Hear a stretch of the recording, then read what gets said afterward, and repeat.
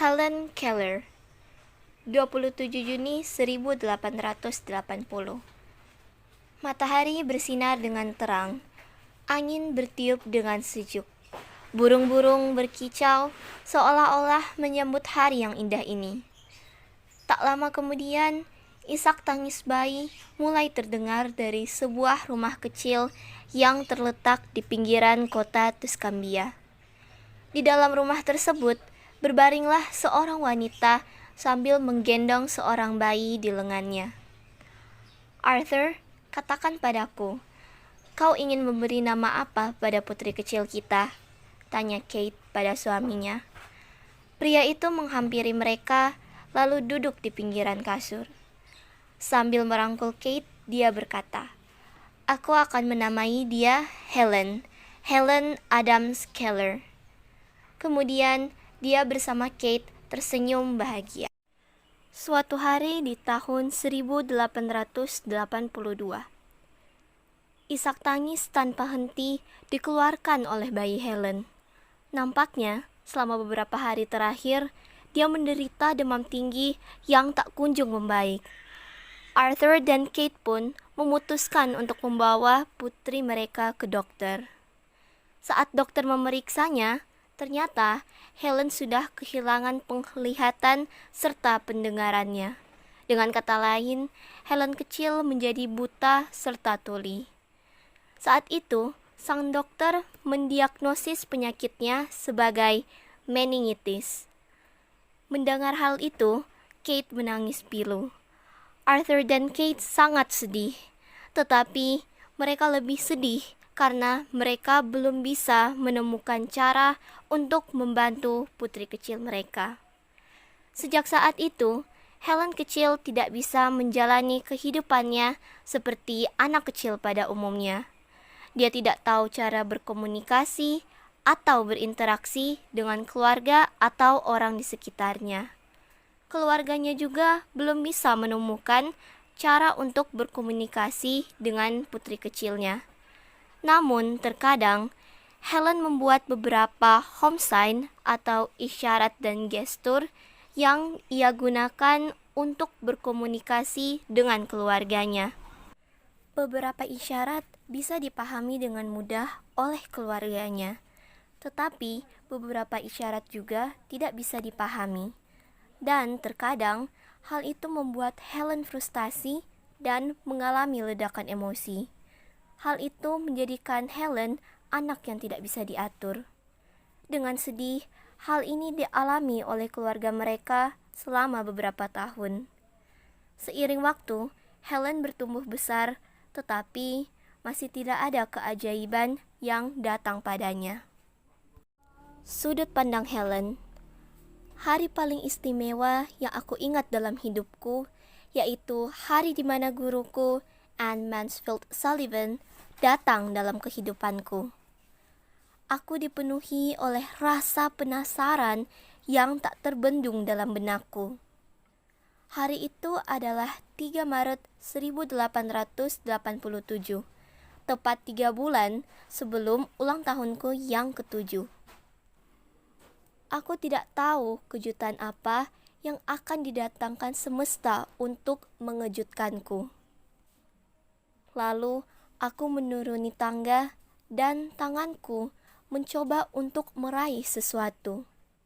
Kemudian, aku bisa merasakan ada seseorang yang menggapai tanganku.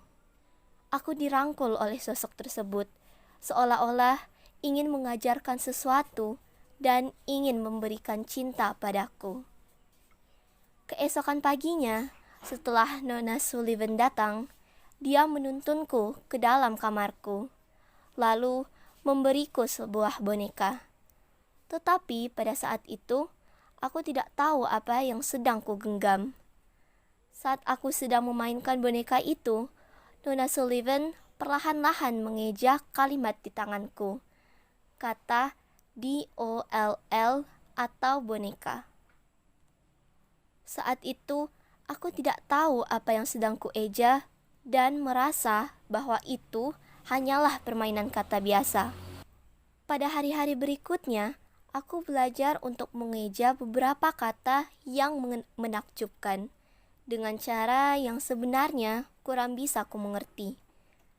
Aku mempelajari beberapa kata kerja dan mulai memahami bahwa semua hal memiliki sebuah nama. Meskipun begitu, proses pembelajaranku berkembang lebih cepat. Aku mempelajari abjad dan juga belajar cara membaca Braille. Waktu pun berlalu, dan sekarang aku sudah berusia 10 tahun. Pada saat itu, aku memberitahu Nona Sullivan bahwa aku ingin belajar caranya untuk berbicara. Kemudian, dia bertemu dengan seorang gadis dari Norwegia bernama Nona Sarah Fuller, di mana dia juga buta serta tuli, tetapi dia sudah mempelajari caranya untuk berbicara. Saat aku sudah mulai beranjak dewasa, aku mulai bermimpi untuk berkuliah. Dan mimpiku terwujud saat aku diterima di Radcliffe College untuk mengambil gelar sarjanaku. Sepanjang masa kuliahku, Nona Sullivan duduk di sampingku lalu mengeja setiap kalimat dari buku tulis ke tanganku. Kemudian, saat aku sudah memperoleh gelar sarjanaku, aku mulai tertarik untuk menulis. Aku menulis banyak artikel untuk diberitakan di koran serta majalah. Aku menulis beberapa isu mengenai kebutaan, ketulian, hak-hak yang harus didapatkan oleh wanita, dan isu sosial lainnya. Pada tahun 1903, aku berhasil mempublikasikan buku pertamaku yang berjudulkan The Story of My Life. Pada tahun-tahun berikutnya, aku juga menulis dan mempublikasikan beberapa buku yang berjudulkan Light in My Darkness, The World I Live In, dan masih banyak lagi. Terlepas dari semua itu, Nona Sullivan terus menemani hari-hariku. Dan dia wafat pada tahun 1936 pada usianya yang ke-61 tahun.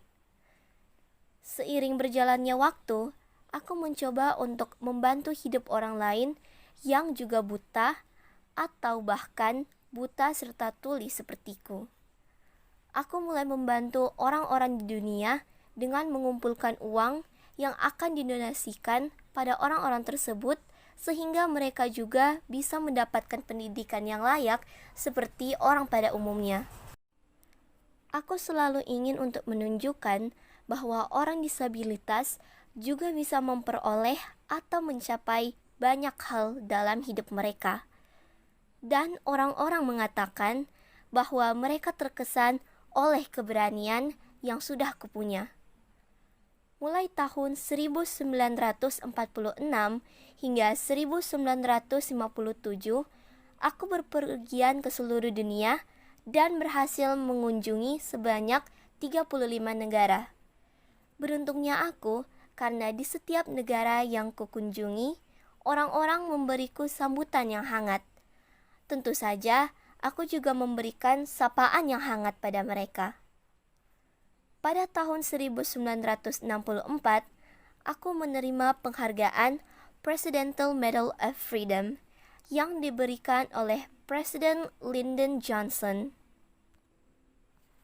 Setelah menerima penghargaan tersebut, aku berkata, ketika satu pintu kebahagiaan tertutup, pintu yang lain terbuka. Namun, kita sering melihat ke pintu yang sudah tertutup itu, tanpa menyadari bahwa ada pintu lain yang sudah terbuka untuk kita. Akhir dari sudut pandang Helen. Setelah menjalani karir yang luar biasa, Helen Keller meninggal dunia tepat sebelum ulang tahunnya yang ke-88.